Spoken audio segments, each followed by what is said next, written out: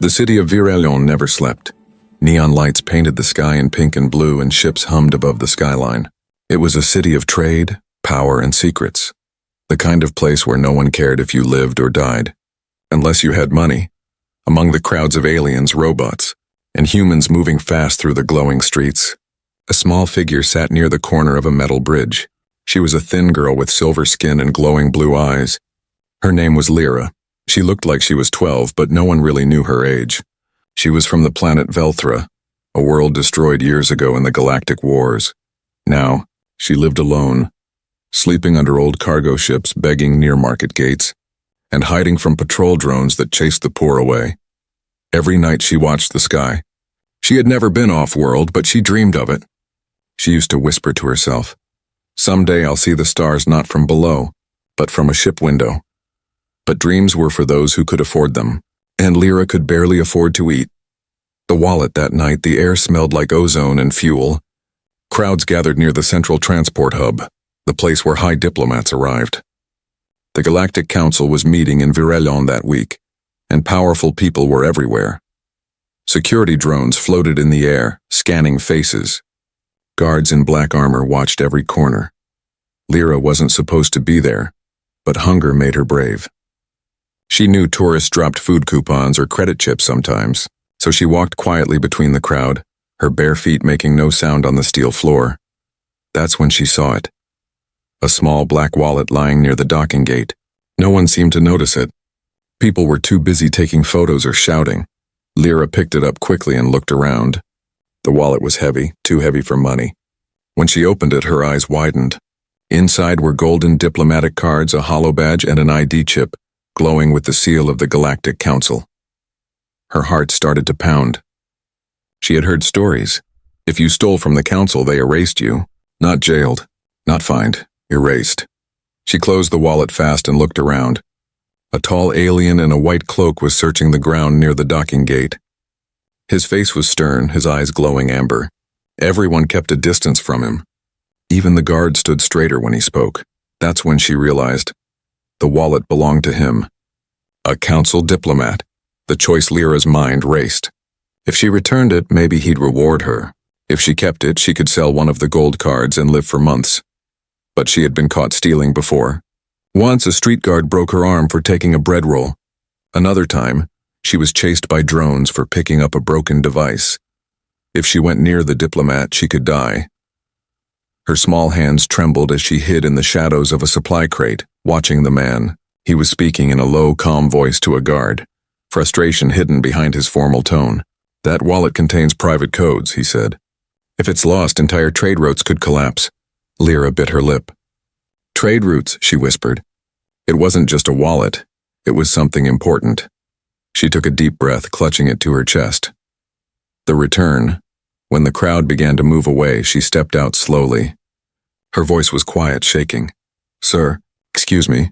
The diplomat turned, his amber eyes landing on her. The guards instantly moved closer, weapons humming. Lyra froze, raising her hands. "And I found this," she said softly. It was on the ground. She held out the wallet. Her voice cracked with fear. The guards looked ready to grab her, but the diplomat lifted a hand. He took the wallet carefully, scanning it. The golden seal flashed green. It was real. For a moment, silence. Lyra waited for the shouting, for the punishment. Instead, the diplomat looked at her face. "You returned it?" he asked quietly. "Yes. I didn't take anything." "I swear," she said quickly.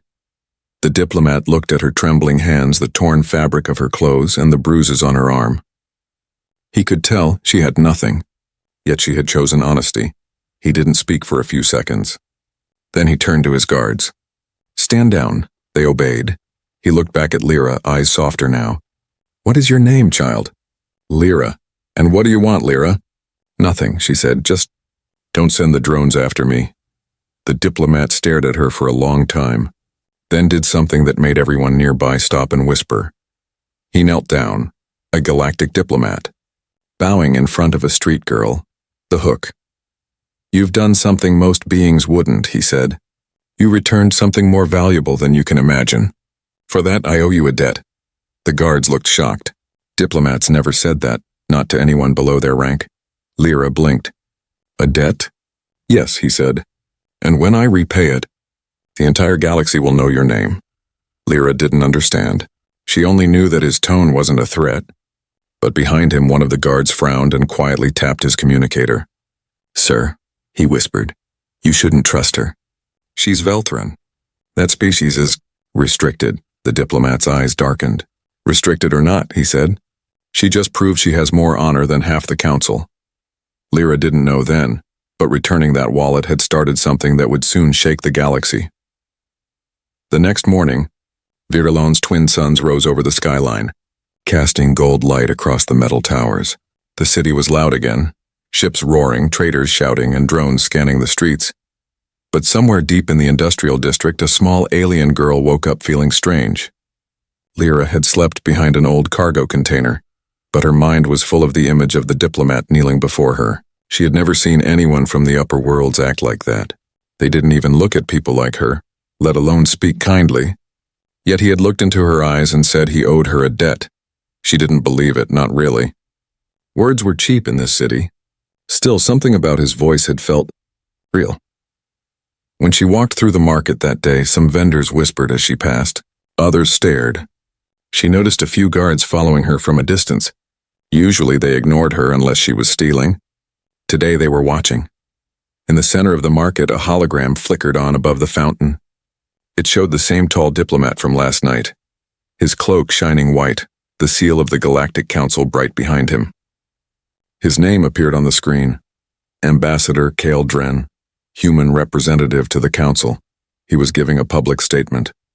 His voice echoed from hidden speakers across the district.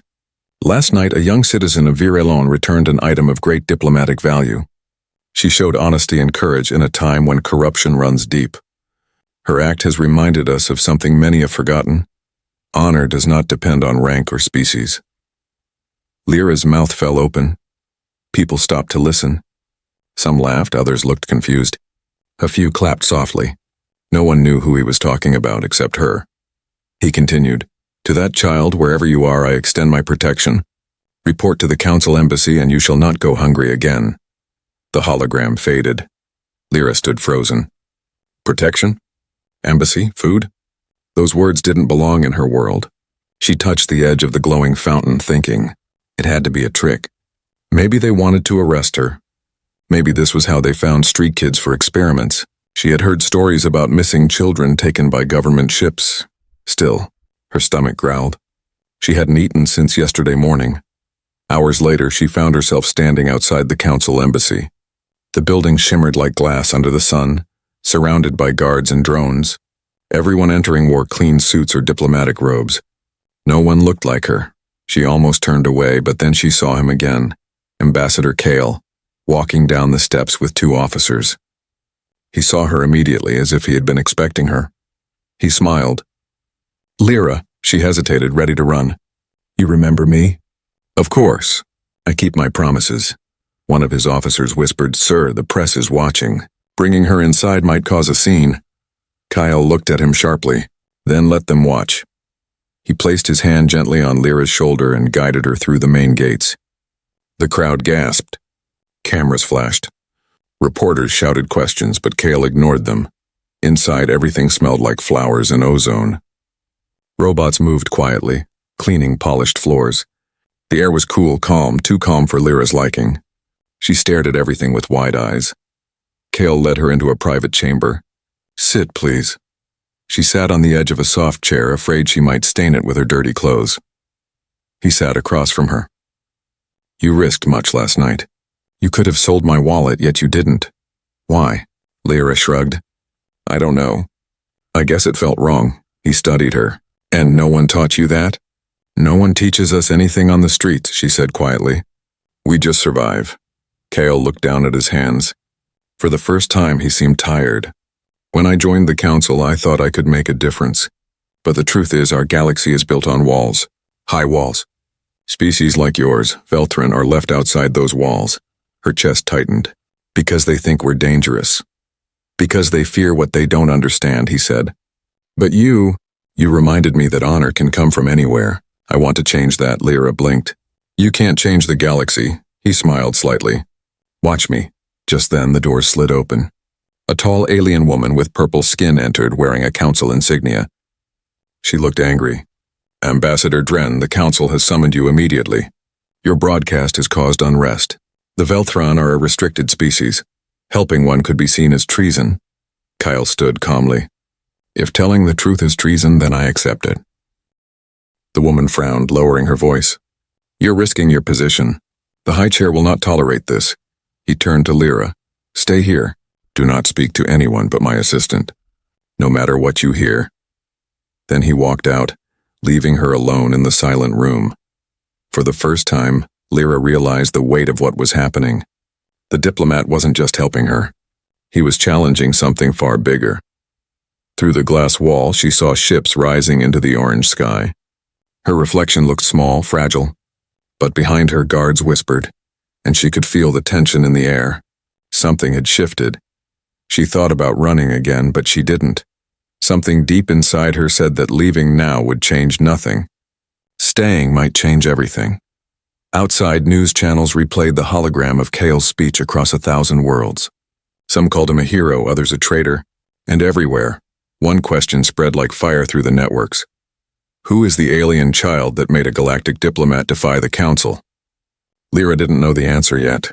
She only knew that her life, the quiet, forgotten life of a street girl, was over. And somewhere in the shining towers of Virelon, powerful people were already planning how to erase both her name and the man who had spoken it. The council chamber was a vast dome of glass and steel, suspended high above the clouds of Virelon. 1,000 lights shimmered beneath it, but inside the air was cold and tense. 12 council members sat in a perfect circle, their faces half hidden behind glowing holograms. Ambassador Kale Dren stood alone in the center, surrounded by silence and judgment. He had been called many things in his life: diplomat, negotiator, peacemaker, but never reckless. Yet today, that's exactly what they thought of him. A voice echoed from the shadows, low and sharp. "Ambassador Dren, explain yourself. You broadcast a message of protection to a Veltron child. You know the law." Kale straightened his back. "I know the law," he said calmly. "And I also know it was written by those who feared an entire species, not because of crimes, but because of power." Another voice joined in, older and colder. "The Velthrons nearly destroyed the Oran colonies during the war. You were there. You saw what they could do." Kyle's jaw tightened. "I saw soldiers fight, not children begging on the streets." The room filled with murmurs. The council didn't like being challenged. The High Chair, an ancient alien with translucent skin and black eyes, leaned forward. "You risk the stability of our worlds for sentiment. This girl means nothing. Return her to the enforcement sectors and we will forget this happened." Kale's voice remained steady, but there was steel in it now. She returned a wallet that could have made her rich. She chose honesty over survival. That means something to me, and it should mean something to all of you. The High Chair's eyes narrowed. "Are you defying the council?" Kale's heart pounded, but he didn't hesitate. "I am reminding the council what it once stood for." The chamber erupted in voices, angry, surprised, fearful. As the argument filled the dome, Kale thought of Lyra, waiting alone back in his office. He hoped she was safe, but deep down he knew someone would come for her. He just didn't know how soon. At the embassy, the halls were quiet. Lyra sat by the window staring out at the city. She had been given clean clothes and food, the first real meal she'd had in months. But she couldn't eat much. The silence made her nervous. A small cleaning drone buzzed past her feet. She reached down to touch it, curious, but it beeped sharply and flew away. She frowned. Even machines avoided her. She didn't know it, but across the building, a hidden camera was watching her every move. Inside a dark surveillance room, 2 officers whispered. "She shouldn't be here," one said. "If the council sees this footage, they'll shut us down." "The ambassador gave direct orders," the other replied. "No one touches the girl." But as they spoke, the door opened behind them. A figure in a black coat stepped inside. Tall, silent, with silver implants along his temples. His eyes glowed faint red. "Transfer her to Section 9, he said quietly. No questions, the officers froze. "Who gave that order?" "Intelligence Division," the man replied. "Top clearance." They hesitated, but the man's tone left no room for doubt. Minutes later, 2 guards appeared outside Lyra's room. "The ambassador requested you move to a safer area," one said kindly. Lyra didn't know enough to question it. She followed them, small and silent. But when they turned into a narrow corridor, something in her chest began to burn. A strange, electric warmth. The air around her shimmered faintly. One of the guards looked back. "What's that glow?" Lyra blinked. "Glow?" Before anyone could speak, the corridor lights flickered. The walls trembled, and every nearby device short-circuited. The guards' weapons sparked and died. Lyra gasped, clutching her arms. She didn't know what was happening, only that it hurt. At that exact moment, deep in the council chamber, an alarm echoed in Kale's communicator. He tapped his wrist device, and a panicked voice came through. "Sir, the girl, she's emitting energy." Unknown type. "Systems are failing across the East Wing." Kale didn't even wait for permission. He turned and ran from the chamber, ignoring the council's shouts. The last thing he heard was the high chair's furious voice behind him. "He's lost control. Arrest him." When Kale reached the embassy, smoke filled the corridor. The lights had gone out. Guards were unconscious on the floor but unhurt. In the middle of the chaos, Lyra sat trembling, surrounded by a faint blue glow. The walls around her were scorched, yet she hadn't moved an inch. Her eyes were wide with fear. "Lyra!" Kale ran to her side, kneeling. "It's all right. You're safe." She shook her head. "I didn't do anything. It just started. I don't know why." He looked at her trembling hands. Tiny sparks danced between her fingers. Not of fire, but of raw energy. Kyle had seen something like this once before. During the last war, when the Velthrons had used living reactors. But those were grown, engineered beings. Not children, he whispered almost to himself. They said the Velthrons were extinct. Lyra looked up, tears in her eyes. "What am I?"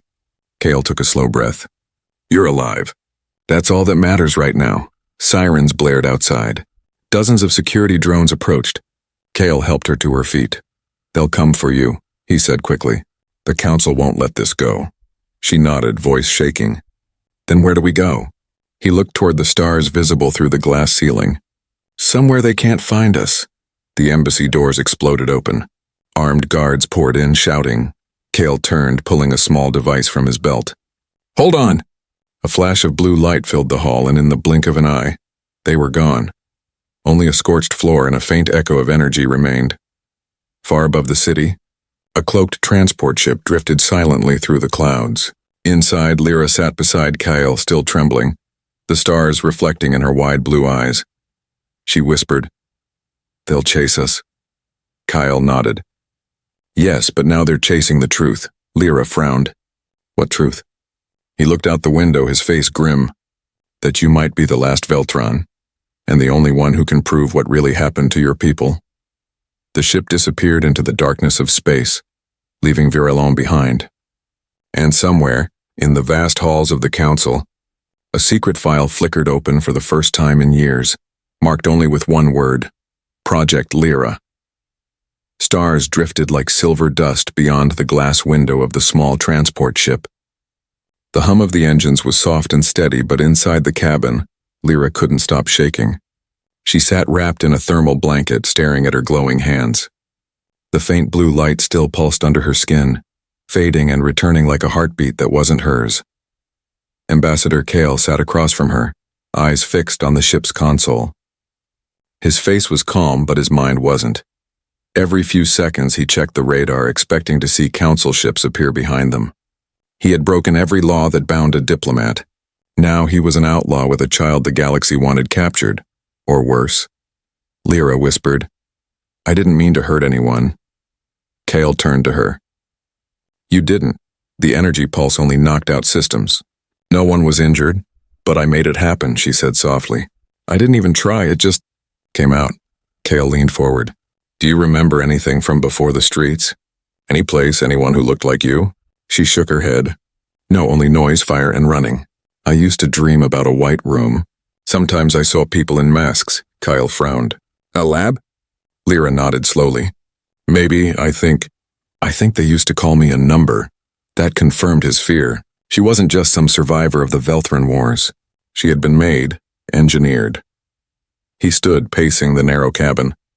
There was a program long ago, classified under the Council's war archives. They called it Project Lyra.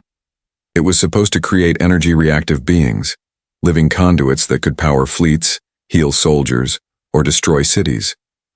Lyra looked at him, her blue eyes wide. "You mean me?" Cale stopped walking. "You might be the last one. The others were destroyed when the Council ended the war. They said the experiment failed. But if you survived..." He didn't finish. The idea was too dangerous to say out loud. The ship beeped suddenly, a proximity alarm. Cale rushed to the console. 3 red dots blinked on the radar. "Council interceptors. They found us," he muttered. Lyra's chest tightened. "What do we do?" Cale's hands moved quickly over the controls.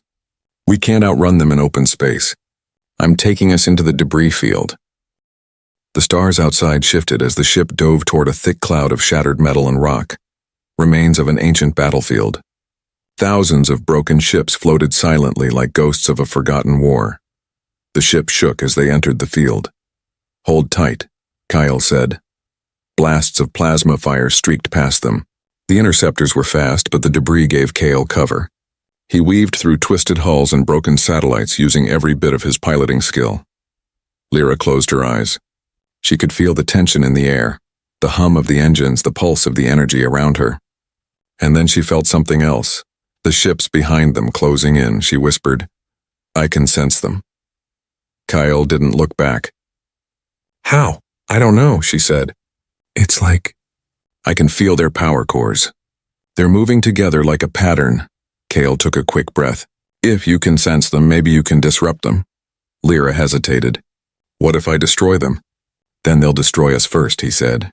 "You have to trust yourself." She took a deep breath, pressing her hands together. The blue light grew brighter, spreading across her arms, humming like electricity. The ship's lights flickered. "Lyra!" Cale shouted, shielding his eyes. A pulse of blue energy burst from the ship, spreading outward like a wave. The radar blinked. The interceptor's signals vanished one by one. The cabin went dark, then quiet. Kyle slowly lowered his arm. "They're gone." Lyra sat motionless, her breathing heavy. "I didn't mean to," he shook his head. "You didn't destroy them. You disabled their systems. You saved us." Her eyes glowed softly in the dim light. "It feels strange. Like there's something inside me that's alive, but it's not me." Cale sat beside her. "Whatever they did to you, it doesn't change who you are. You're not their weapon." She looked down at her hands. "Then what am I?" He smiled faintly. "Maybe the first Veltran who gets to choose her own purpose." For a while, neither of them spoke. The stars drifted quietly outside, and the danger seemed to fade into the background hum of the engines. But Cale knew it was only temporary. The Council would never stop. Hours later, the ship landed on a hidden station orbiting a dead moon. The structure was old, forgotten, and shielded from sensors. Cale had used it before during the war, when peace talks needed to happen in secret. They stepped out onto a metal walkway, the air cold and thin. Lyra followed him closely, looking around at the dark corridors. "Where are we?" she asked. "Off the grid," Cale said. "This place doesn't exist on any chart. If we're lucky, the Council won't find us here." They entered a control room full of dust and flickering lights. Cale powered up the old systems. Screens came alive with static. He accessed an encrypted file, one he had stolen from the Council archives years ago. On the display appeared a logo, Project Lyra, classified. Lyra stared. "That's my name." Cale opened the first file. It showed medical scans, energy readings, and genetic diagrams. Notes written in a strange script scrolled across the screen. Then, an image appeared.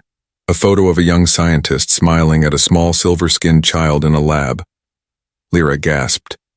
"That's me." Cale read the file aloud. "Subject L7, hybrid energy life form. Designed for self-sustaining biofusion. Emotional responses exceed parameters." He stopped. "They created you to feel, not just function." Tears welled in Lyra's eyes. "They didn't want a weapon. They wanted something alive," Cale nodded. "And when they saw emotion couldn't be controlled, they destroyed the project." She looked at him. "But one survived." "Yes," he said quietly. "You." Before he could say more, a red warning flashed on the screen. "Incoming transmission. Council fleet detected." Cale's heart sank. They found us again.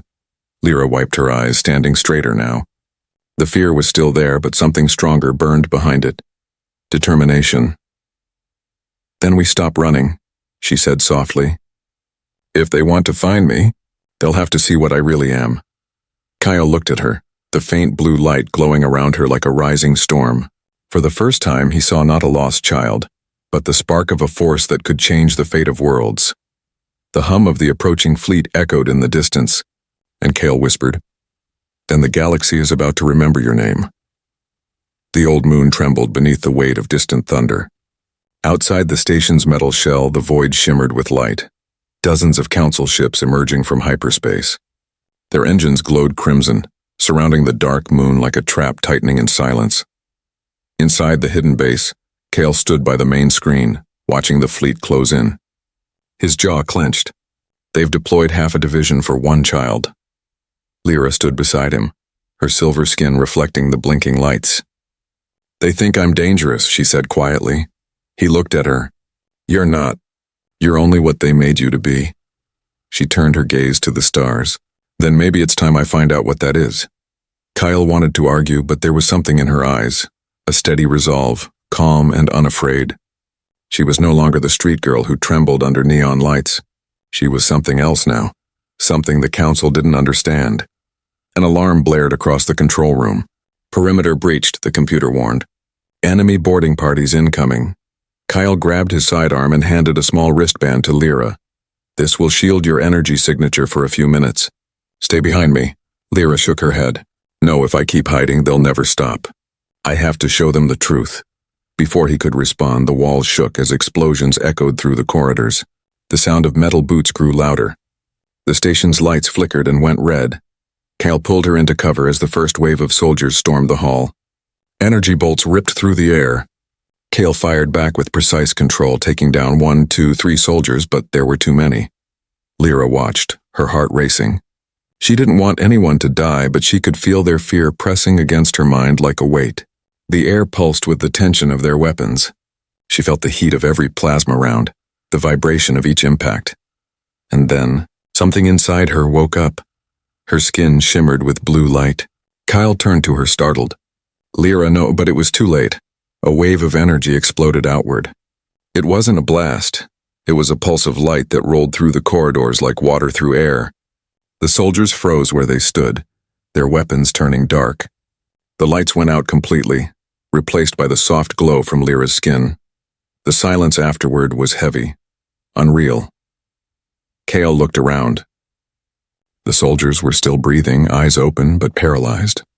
Their suits had shut down, their systems fried. Lyra lowered her hands, trembling.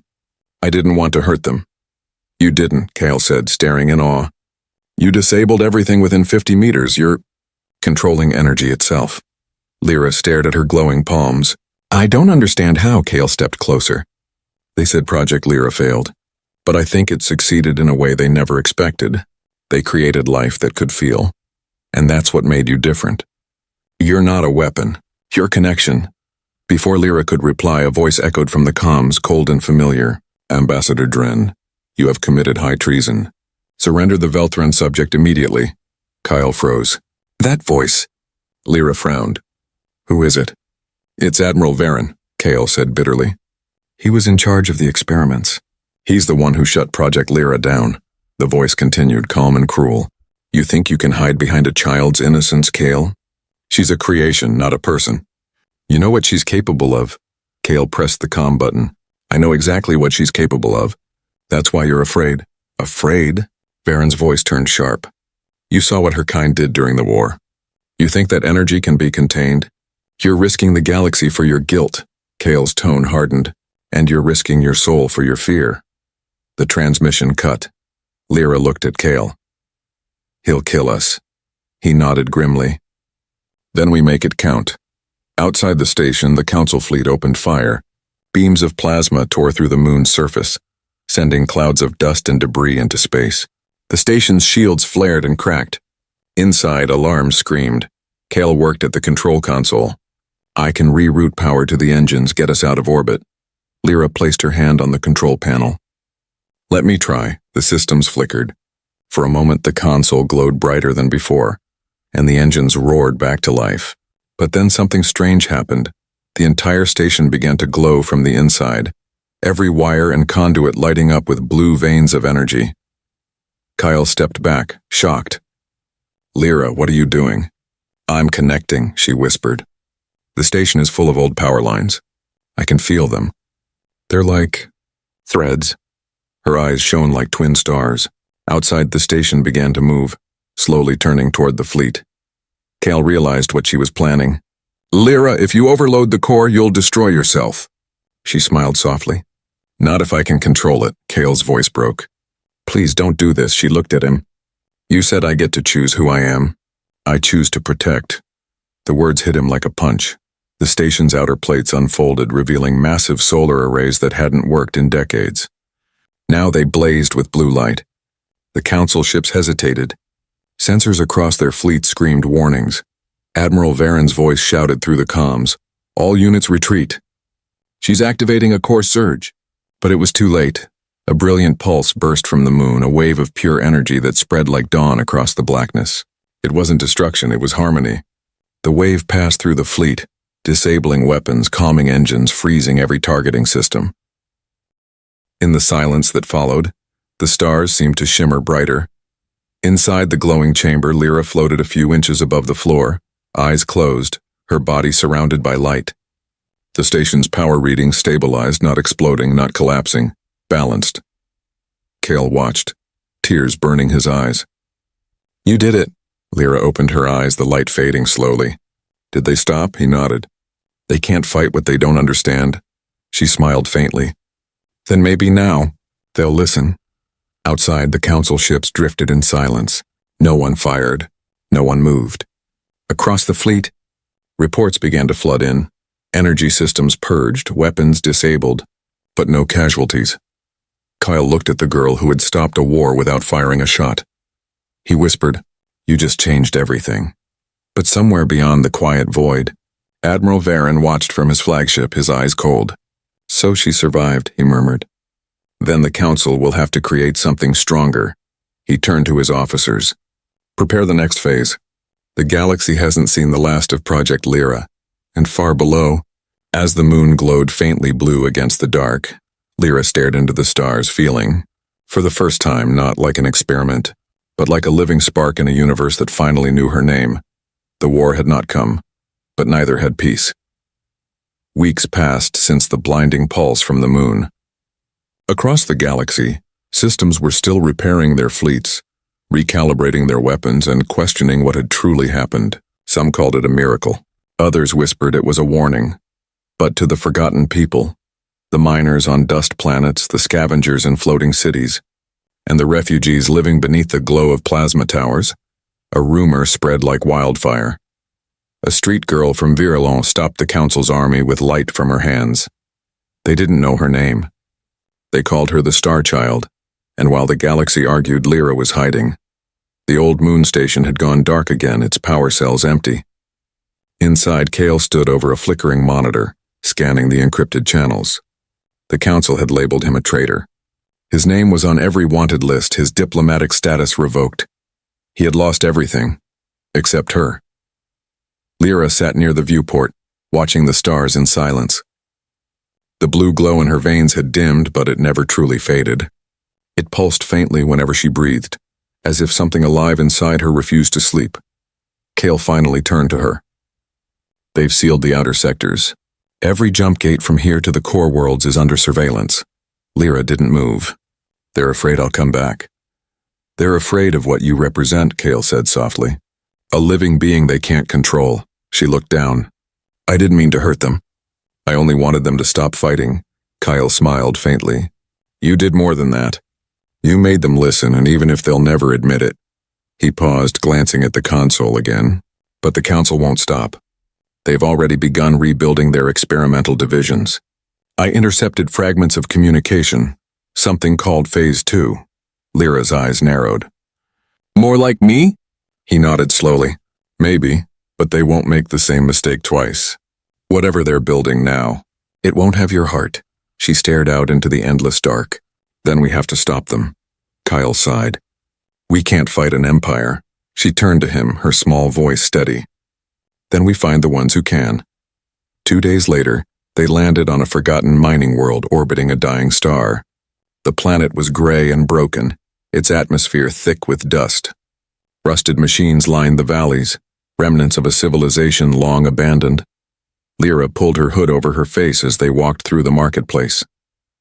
Everywhere she looked, she saw faces like her old one, thin, tired, and invisible to those in power.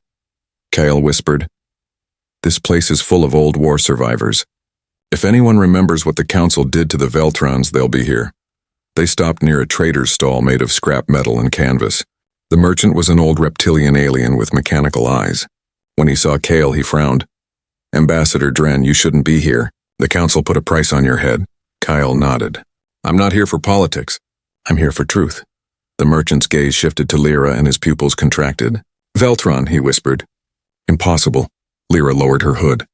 "Do you know what they did to my people?" The merchant's voice shook. "I saw it.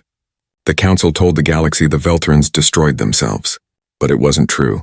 They turned them into energy weapons, drained them until only ashes were left." Kale's fists tightened. "Project Lyra." The merchant nodded grimly. "They took hundreds of children from the colonies. Said it was for peace. I still hear their screams when the power cores overloaded." Lyra's throat ached. "Then why did I survive?" The merchant hesitated, then leaned closer. "Because one of their scientists smuggled a child out before the final purge. He vanished soon after. Some said he encoded your DNA into the Council's master network, locked behind their prime key. Only the Council's heart can open it." Kyle frowned. "The Council's heart?" "The Citadel," the merchant said. "Deep inside their capital world. Everything starts and ends there." Lyra's eyes glimmered. "Then that's where I have to go." Kale shook his head. "That's suicide." She looked up at him. "You said I could choose my purpose. I choose to end what they started." For a long moment, Kale said nothing. Then he sighed and handed her a small metallic chip. "If we do this, we'll need allies." "Old ones," the merchant grinned, showing sharp teeth. "You're heading into fire, Ambassador. But if it's the Council you're after, I might know someone who still carries the flame." That night, deep beneath the planet's crust, they met in an abandoned war bunker. The air was cold, and the walls still bore scars of plasma fire. Waiting for them was a woman dressed in black armor with white markings on her face, an ex-commander of the rebel fleets. "Kyle Dren," she said, crossing her arms. "Last I heard you were a diplomat, not a ghost." He smiled tiredly. "It's been a long week." Her gaze fell on Lyra. "And who's the child?" Lyra stepped forward. "The reason they're hunting him." The commander's eyes widened as she saw the faint glow in Lyra's skin. "Velthron," Kyle nodded. "She's the last. And the Council's making more." The commander laughed bitterly. "Of course they are. Power never dies. It just changes names." Lyra spoke quietly. "Will you help us stop them?" The commander studied her for a moment, then nodded. "I lost a crew to the Council's peace programs. If she's really what you say, maybe she's what we need." She placed a small cube on the table. It projected a hologram of the galaxy, stars blinking like fireflies. At the center was the shining core world of the Council, surrounded by fleets and fortresses. "That's the Citadel," the commander said. "If you want answers, you'll have to get inside." Kyle frowned. "Impossible. It's surrounded by planetary shields." "Not if you go through the heart of the station," she said. "The same place where Project Lyra was born." Lyra stared at the glowing map. Somewhere in that light, she could almost hear whispers, memories buried deep inside her calling her home. Kale looked at her, his voice soft. "If we do this, there's no turning back." She smiled faintly. "I never turned back before." Outside, the dying sun flickered weakly over the barren world, and in its fading light, the last Velthron child began her journey toward the place where her story began, the heart of the galaxy, where truth waited like a sleeping storm ready to wake. The journey to the Citadel began in silence. Kale's stolen transport slipped through the cold vacuum of space, invisible under layers of distortion fields. Beyond the viewport, the galaxy's heart glowed, a swirl of silver and gold where the Council's most guarded world waited. It hung like a perfect jewel surrounded by a ring of light. Every ship that entered without permission vanished from existence. But Lyra wasn't afraid. She sat quietly in the co-pilot's seat, the soft blue glow beneath her skin pulsing in rhythm with the hum of the engines. The stars reflected in her eyes and she whispered, "It feels like I've been here before." Cale glanced at her. "Maybe you have." The files said the Citadel's laboratories were hidden under the surface. You might have been created there. She turned her head slowly, watching the distant planet grow larger. Then that's where it ends. The rebel commander's ship had joined them at a distance, carrying a small crew of engineers and hackers, the last fragments of a resistance that the galaxy had long forgotten. Through the comms, her voice came sharp and steady. "We've got one shot. The Citadel's shield grid opens every hour for 12 seconds to allow council ships through. We'll slip in during that window. Once we're inside, we jam their sensors, you land near the central tower, and we vanish from their scans." Kyle nodded. "Understood. Cale," the commander added, her voice softening. "If this goes wrong—" "It won't," he said firmly, though his hands tightened around the controls. Lyra's gaze stayed fixed on the stars. "It can't." The moment came like a heartbeat. The shield flickered open, a window of golden light between death and entry. Cale pushed the engines forward, the ship trembling as it tore through the opening. A blinding flash filled the cabin and then silence. They were through. The Citadel filled the sky, a planet-sized fortress wrapped in rings of silver. Entire cities hung suspended in the air, linked by bridges of light. From orbit it looked peaceful. Up close it felt like a machine that never slept. Kyle guided the ship into the shadow of a floating spire, landing on a narrow platform surrounded by mist. "Welcome home," he muttered. Lyra stepped out first.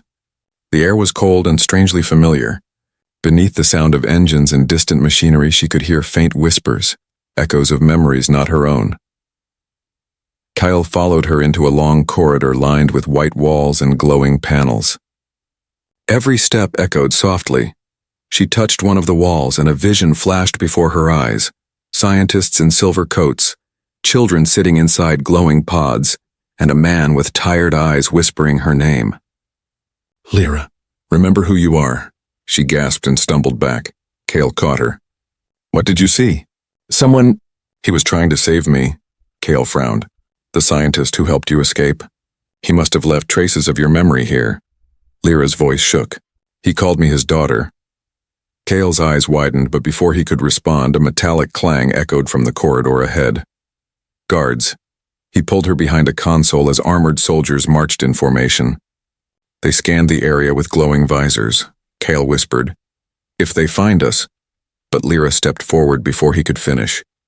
Her eyes glowed faintly blue. The guards froze, their weapons lowering slowly. Their visors flickered, and for a moment their minds seemed to slip away. Lyra spoke softly, and her voice was not just sound, it was energy. "You don't see us." The soldiers blinked in confusion, then continued walking past as if nothing was there. Kyle stared at her. "I didn't hurt them," she said quietly. "I just asked." Cale's voice was hushed with awe. "You're learning control," she smiled faintly. "Maybe I was always meant to." They reached a vast chamber at the heart of the Citadel, a dome filled with floating holograms, glowing tubes, and a massive crystalline structure suspended in mid-air. Energy pulsed through it like veins of light. Cale stared in disbelief. "That's it.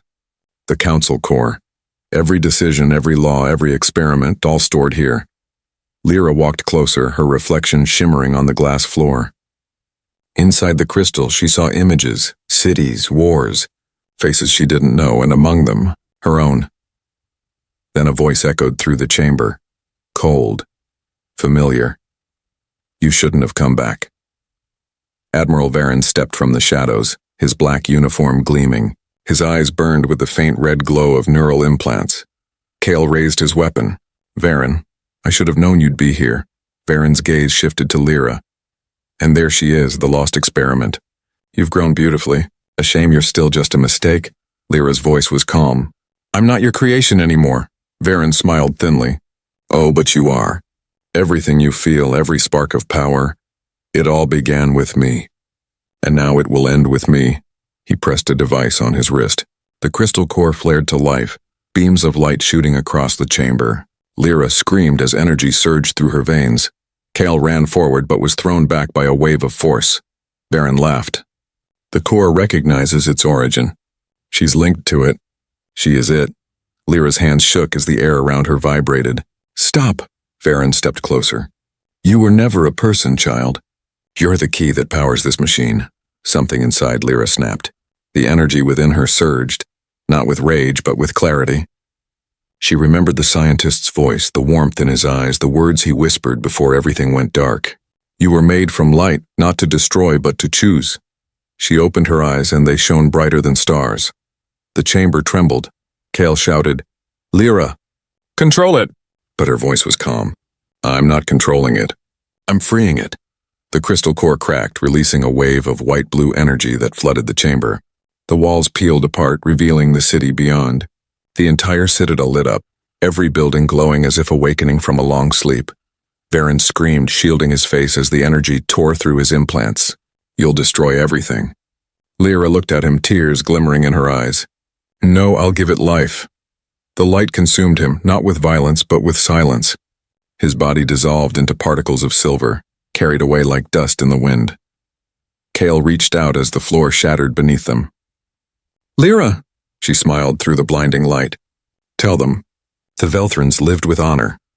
And then she was gone. When Kale awoke, he was lying on a field of glass under a calm blue sky. The citadel no longer floated above. It had become something new, a shining sphere of energy orbiting gently in space. There was no more council, no more weapons, just silence and peace. He stood slowly, his voice breaking. Lyra? A soft whisper echoed around him, not from the air but from everywhere. I'm still here. Kyle looked up at the sky, tears in his eyes. You did it. The light shimmered faintly, almost like a smile. You said I could choose who I am. I chose to be free. And then the light scattered into the stars, billions of tiny sparks spreading across the galaxy, carrying her essence into every world that once feared her kind. From that day on, whenever a lost child looked up at the night sky, they would see a faint blue shimmer and whisper the same words the galaxy would never forget. The star child still watches us,